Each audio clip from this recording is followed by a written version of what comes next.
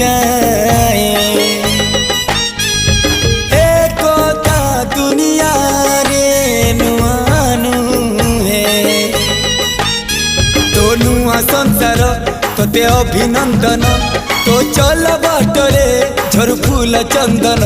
तो चल बाटरे झर फूल चंदन समयर चक्का भौरी घुरे घुरे फुले कांदनालो चढ़ीबु तू फूल सवारी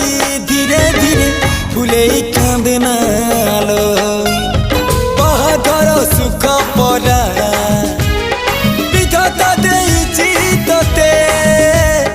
विरह वेदना सबु सहिबाकु हवा मते।